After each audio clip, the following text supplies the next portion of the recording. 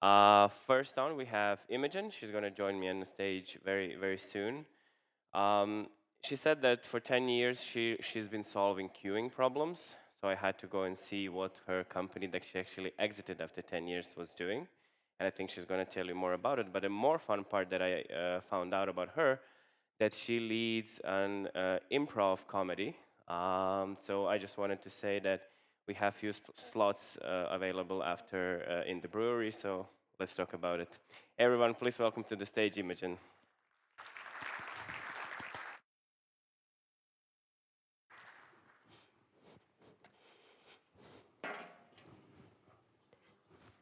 Thank you, Igor. Hello, everyone. I'm going to stand on this side. It's wonderful to be here today, and I'm very excited to share with everyone some tips on what I find would be useful to get a business to exit. I think that a lot of founders don't talk enough about the exit journey and the exit process, so I'm keen to share those insights to help everyone have more successful exits. So I sold my company, Qudini, that did queuing and appointment booking software for retailers and banks to a NASDAQ-listed enterprise software company in the US. And that was in 2023. I'd been running the business for 10 years. At the time of sale, I was very tired, but actually quite excited because as we were selling the business, the sales had really been picking up. So it was actually a good time to sell, but the right time to sell because our business had done well in COVID and we saw the kind of wind in our sails. It was a good opportunity. All of our competitors were going through sale processes or had recently sold. So we kind of took it as our time. And I'll talk more about the process that we went through to sell, but first of all, some tips that I would see for kind of optimizing your business for sale along the way. So one of the biggest things that made a difference in my sale process was that we'd thought about sale years before. Not soon enough, though, because to begin with in the business, we were selling our product to anyone and everyone who'd take it to try and just get any revenue that we could. So we had a restaurant product and we had a retail product. And we also did banks and a bit of healthcare and a bit of public sector. And that was about 4 or 5 years before I looked at potential buyers of the company and saw that there was no single company that was going to buy us for both our retail and our restaurant revenues. So I thought, okay, well, maybe it's helping us get some revenue now, but it actually means we need completely split product focus, engineering resources, sales specialisms are different. You get people who sell to different industries and tend to focus on a vertical. So it just made everything more complicated. So eventually, kind of 6 years in, we cut the restaurant business, which was scary because that was all of our smaller business revenues that kept us paying the bills, keeping the lights on, but decided to just focus on retail. And within kind of 4 to 6 months, saw a lot more success and traction within retail.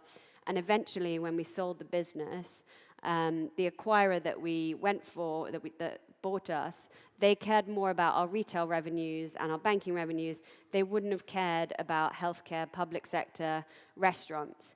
So they actually would have discounted all of that revenue off our valuation. And we saw competitors have some of their valuations like dropped by kind of 20 or even 40% because the acquirer didn't care about half of their revenues. They spent all this time building it up and it didn't matter. So focus really matters because, as I said, you need focused salespeople, focused marketing strategies. It's much better to build more to one audience and upsell to that single vertical than to try and serve to all customers of different verticals. Also, category creation and positioning is much easier to kind of come up with a really strong category and positioning concept, which really, really helped us at sale as well, and eventually acquisition.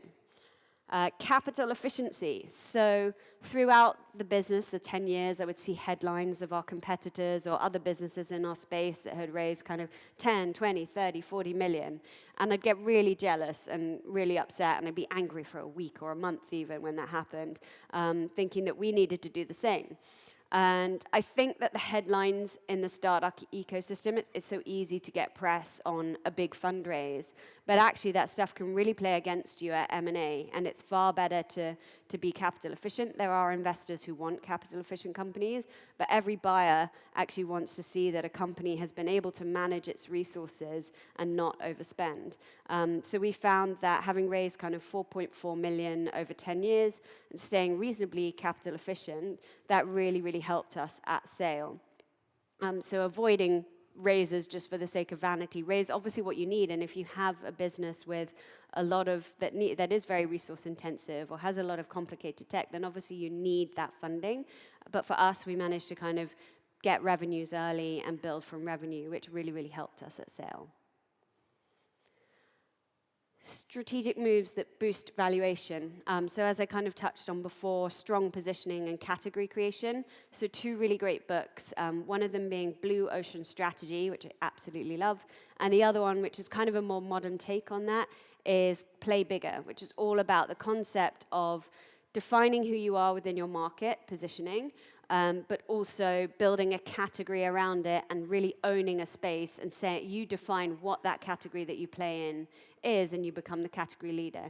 Challenging, expensive to do, or we did a few kind of tips and tricks on a shoestring budget, which worked really well. But we never fully evolved our category, but we were pretty proud of it, and it was something that really helped our story at acquisition. So our category was that previously we'd been doing queue management software, and we realized the market for that wasn't that big, so we added on appointment booking. We also had kind of a task management and an event booking module, and we still just had the brand name Qudini, and we had nothing that really described this suite of products that we offer. But we weren't the only company in our space building that suite of products.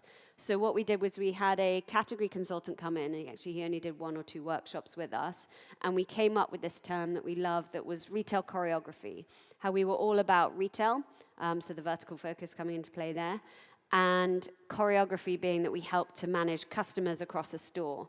And it was just a really nice phrase. We put it next to our logo everywhere, and we trademarked it as well. And it really helped our story at sale and was like another asset that we could sell on to the buyer. So if you can come up with a great category or even just a really strong positioning strategy, really, really helps your story at sale. Focusing on the right revenues. Everyone in SaaS knows this, but I had to remind my team of this every single week even, that we need to focus on annual recurring revenues and subscription businesses, not trying to sell professional services and other things that, like training and implementation revenues, that were helpful because we needed to charge clients for them because we couldn't offer it for free. But at the same time, I wanted to always ensure that my team would not focus on those revenues because they get completely ignored at M&A as part of your valuation. So though they kept the lights on, they didn't help our valuation. And then one of the most interesting learnings I have, so if ever I have businesses coming to me asking for advice on whether or not they should sell now, is thinking about these different milestones by which a business can sell and using that to work backwards on your valuation.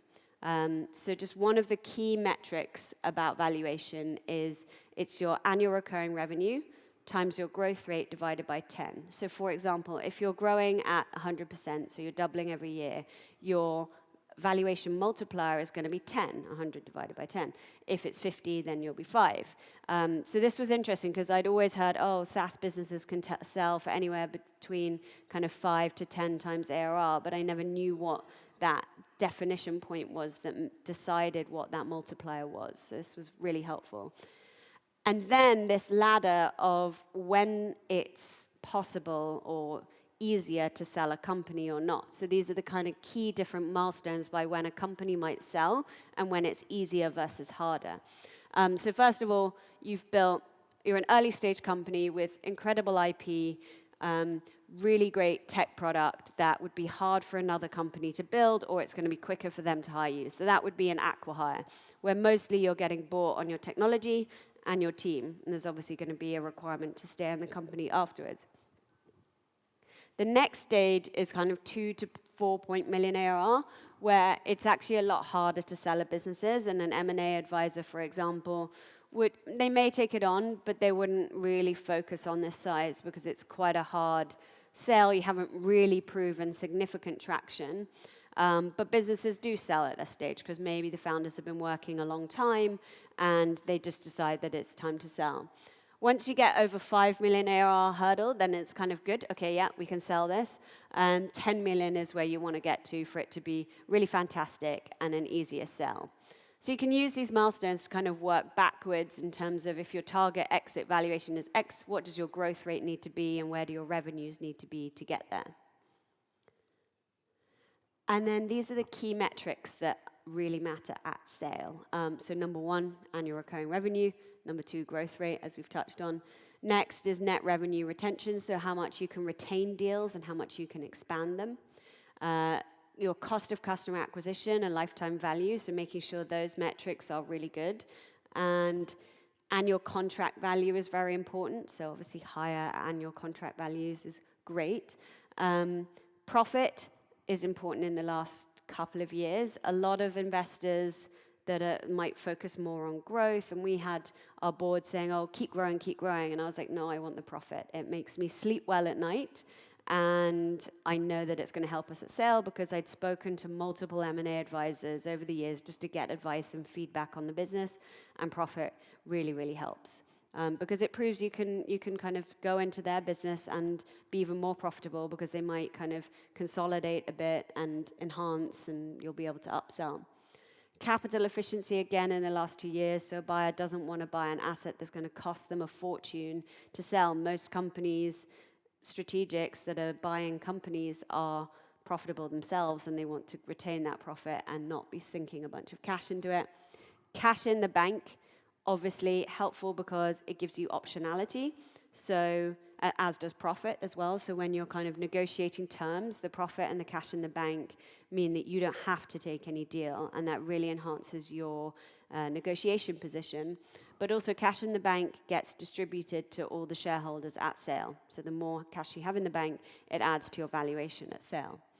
And then initial US traction was really important for us because most of the buyers that we were looking at in the US, probably similar for most businesses. So being able to prove that you have some need in the market and that you're starting to tread on people's toes in that space as well. And then a little bit of an intro into the different types of buyers. So this is as an M&A advisor kind of told me how the different deals that they sell break down. So number 1 being your trades and strategics, representing about 40% of deals. So trade and strategic obviously is kind of businesses listed on the stock market that are buying you because you fit into their product offering. The big advantages of this are they can have kind of good pricing because they're bigger and they're competitive. You get kind of a wider range of flavors and different deal structures that you might see.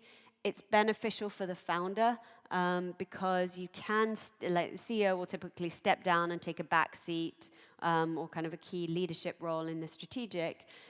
They'll also have no cash flow concerns anymore, which is great. And there's more employee stability. So most of the employees are kind of going into the business and having roles there, which is great for the team.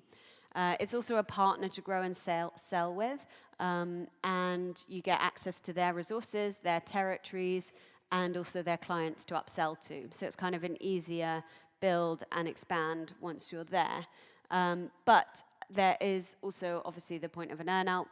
Most of these deals will have an earn-out, where you're kind of there. And sometimes once you're in the business, well, always when you're in the business, you're going to spend a lot of time integrating the software, integrating even your Microsoft, your Google Drive into their Microsoft, which is actually a surprisingly miserable experience. And then 11% of the market being private equity. So they often give a good price as well because you're the platform that they're buying. And you kind of want to be, you're still going to be tied in as a founder. So they still want you to grow the business within them. You're going to have some quite high targets, which is great if you've still got energy and you're still really excited by the business. It's obviously less good if you're selling the business because you're tired, burnt out, and you're keen to move on to something else. So You also have quite a high workload. They're very short-term gain focused, so they're looking to kind of build and sell the asset within 5 years, which could impact stability for employees and morale because they're going to be work quite hard. And also, they may buy the asset on a leveraged buyout, which means you're taking on debt. And that can obviously have its own challenges. And so you're not getting the cash flow reduction of concern on cash flow as you might with a strategic. Then you've got the PE-backed strategics, which is a very high percentage of sales. So that's a competitor has already been bought by a private equity, and that private equity is looking to consolidate. Or maybe it's not a competitor, but a synergistic play. And they're looking to consolidate the offering. So there you might have similar requirements as in private equity, but a little less responsibility because you're not the primary platform, you're looping into another platform. So you'd probably have a board seat or a senior role in the buyer, but it wouldn't be that all the onus is on you to make it a success in quite the same way. So how do you get to sell or find the buyers? There are 5 different ways to do this. So number 1 is building a partnership that grows over the years. So as a founder, you might be constantly thinking about buyers and building those relationships early on, which a lot of M&A corporate development people within big strategics, for example, like Cisco or Variant, who bought us, would say is a good approach. And obviously it is. If you can build that relationship early, that's great. But it does carry risks. So in our space, for example, we saw a company spend a lot of time and money investing in an integration with Salesforce. They eventually paid a fortune to go to Salesforce's development con, and it was there that Salesforce actually released their own appointment booking system. And so it's a high-risk strategy. So if you can do it right, it's obviously great, but you'd want to do it with multiple potential buyers, and that's obviously time intensive. For me, it was something that was always on my to-do list that I never got around to doing. So the other option is getting a venture investor in a target acquirer. So for example, a lot of these big companies have their own accelerator and investment arms. So if you can get investment from one of them, that's great. But again, it also carries the risks of focusing on one. So would that narrow your potential to go to market and try and sell to other potential buyers in the space? Maybe. You could do your own outreach to potential buyers, which I guess loops up with those two, but maybe doing it more in kind of one process at the end. Or you can build a really great company and hope that someone comes to you, which was originally when I started out the business, how I thought companies got bought. I thought you just build a good company and someone comes and approaches you, which is why I really like doing this talk, because with us, we took the last route, which was that we hired an investment banker, M&A advisor. I have no affiliation with any companies, by the way, but just that we used one and it was great. So they run a full end-to-end sale process. Well, they go out to market. They approach hundreds of different companies and PE-backed strategics, as well as the trade companies with a set of materials, which I'll go through, and they run kind of a structured process with timelines and deadlines to get the business to exit. So, running a process, why hire a banker? First of all, speed to market. They know the buyers, they get out there quickly. They have a broader reach for the private equity firms. So there are 11,500 private equity firms in the UK and the US. So doing that on your own is challenging. Or if you did a process on your own, it's possible to find all the strategics, but finding the right private equity companies would be very challenging. And they're also experienced in nuanced M&A concepts. So there's a lot, and it's super complicated that you learn about as you go along. But so having someone to guide you through that, as well as the fact that a lot of M&A advisors will get engaged at a stage where a company has already been offered a deal. So if you're sitting and you build a great company, someone approaches you out of the blue and says, we want to buy this, a lot of people might then hire an M&A advisor to run a process, get as many competitive offers as possible in order to take it out to sale that way. So you might as well start with one if that's the process and you've decided to go ahead. Some of the key questions that I asked to help find the right M&A advisor was making sure that we were in their niche focus and also their right size deal. We didn't want to be too big because then they wouldn't have the right buyers for us, they wouldn't have the right experience, but we also didn't want to be too small because they're used to selling bigger deals, because then we might not get the right attention. For us, making sure they knew US buyers and had great US coverage was really important. And understanding who would support the deal, because what are the different resources you have in-house in terms of finance particularly, and do you need extra support on all the financial analysis that's involved with taking the business to market and selling it to buyers. And so this is a bit about the process they ran. So first of all, they built all the materials. So that was an executive summary and a management presentation, and then this whole financial package. We focused on 3 years of historics and 3 years of forecast, which was actually less than I was used to presenting for investors, which I thought was interesting.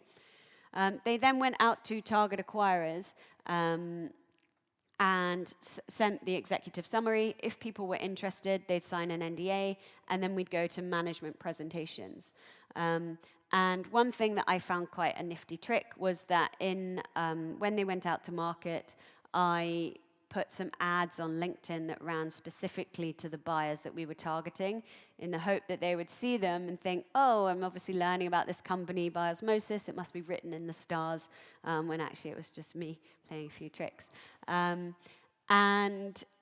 after the NDAs were signed, we then had management presentations. So that was kind of me, my co-founder, our commercial director, presenting to the potential buyers the full presentation about the business. So in terms of an M&A deck, you're used to kind of your 20-slide investor deck. This is similar information, but expanded even across 100 pages, that you go into a lot more detail on competitors, your go-to-market plan, what the product is, and more detail on that. So the buyers were really good at running a process and a timescale. So they said, by this date, everyone's going to send in their letters of indications of interest, which is basically saying you're interested and maybe giving a rough idea of where they would value the business. So we didn't define valuation at all. We waited for that to come back from the buyers. And then after that, they might kind of to and fro a bit with the indications of interest, and then say we want full letters of intent by this date. And the letters of intent would include the valuation, as well as kind of key notes, so who the buyer is, are they intending to buy it all cash or is some of it an equity split, and more details on what the strategic fit is, and any terms around earn-out that they saw for the deal. After that, we had so that was kind of that phase to get to there was kind of 3 or 4 months. And then the final phase was due diligence and exclusivity. So once you agree to a letter of intent with one of the buyers, you would go into due diligence, and at that point you have to stop talking to all other possible buyers, and they will kind of fully review a lot of data. It was a lot. It took months to give all that data, and I wish we'd kept our house in order. I thought I'd kept our house in order before, and we had all of our investor due diligence content ready, but something that you need for M&A was a lot more extensive. And then after that, you had the share purchase agreement, which is the final terms of the deal. Negotiating those to and fro even took kind of 1 to 3 months. I think for us it took 2 months in the end, but we had Christmas, so that disrupted things. And then completion. So all of that could take 6 to 9 months. For us, it took 9 months, particularly because of the deal state, the terms and the negotiation at the end. You could do this yourself as a founder, but if you were to do it, you would want to kind of have a solid idea of your valuation. To do that, I do recommend speaking to M&A advisors, even if you want to try and do it yourself to begin with, just to get an idea of how your business would be seen and valued. You create a deck, start as many conversations as you can, and really be clear on your target letter of intent and indication of interest dates around 3 to 6 months away. So you're kind of managing your timescales and buy. And then get robust advice on deal terms from lawyers and accountants, because the accountants were actually really, really helpful in our sale process at telling us how to optimize the deal from all the different financial nuance concepts. Key reflections on our process. So the negotiation was exhausting. It's kind of 6 to 9 months of full-on negotiation, back and forth. I found it really helpful to actually stop trying to negotiate on calls, because I find we often reach like a silence and neither party knew where to take the conversation. So what I did was write down all of the problems on a document, and I kind of waited till a key date when we were ready to discuss those and shared the document. Like, these are all of our points, and it gave much more structure, but also meant that they could look at it and be like, okay, we'll concede on that one, but this is a sticking point for us. And it enabled you to kind of trade terms a bit more, like, we care about that one, you care about that one more, as opposed to just trying to have them all in one go. The document also meant I could send it to the board and say, look, we're trying really hard to negotiate this point, but they're not moving, which can sometimes be quite hard to manage those board conversations, because if they're not in the detail, they don't know how hard the buyer might be sticking to certain points. Keep your legal files in order. So I wish I'd used a lawyer to do all of our company secretarial work throughout, because I ended up back paying that at the end, getting a lawyer to just sort out all of our company's house filings, etc., which we'd been doing along the way, but just not as accurately as it could have been. Not accurately, but just a few things that could have been better. So we had a lawyer kind of fix all of that for us, and it cost a lot. Earnouts, a lot of people will say, how do I avoid an earnout? It's super, super difficult. If you think about it, even if you've got the best business in the world, the buyer's going to want you to come in and help transition it. You get two types of earnout, one that is focused on revenue targets and another that is just focused on retention and staying in the business. Both can be equally as hard. So even people who just have to stay in a business can suddenly find that really hard and end up leaving after a year, because it's just a totally different style of working. I, for example, even felt guilty that I didn't have to work as hard as I was used to, which I thought was interesting. I've spoken to other founders who've had that same challenge. So what I would say, though, is that don't think that selling the business is going to fix problems you have within the business. So, for example, if you've got an employee or like a key leader who's a problem, that's not going to change. Actually, it's going to be even harder to change once you've sold the business. So make sure you're happy with your team and you fix any cultural issues, team issues before you sell the business, so that you can kind of be happy with the team once you're working in the buyer. And then the final point is that optionality is everything. So that's why using an M&A advisor to get as many deals as possible on the table, keeping cash in the bank, having profit, gives you options because you don't have to sell. So whatever you can do to increase your optionality and therefore your negotiation leverage is really, really valuable. So hope everyone has learned a few things from this. I don't have a lot of time for Q&A. I think we've got 3 minutes left, but I'm around the rest of the event, so feel free to come and talk to me, and I'd be happy to answer any questions that people have. Thank you so much.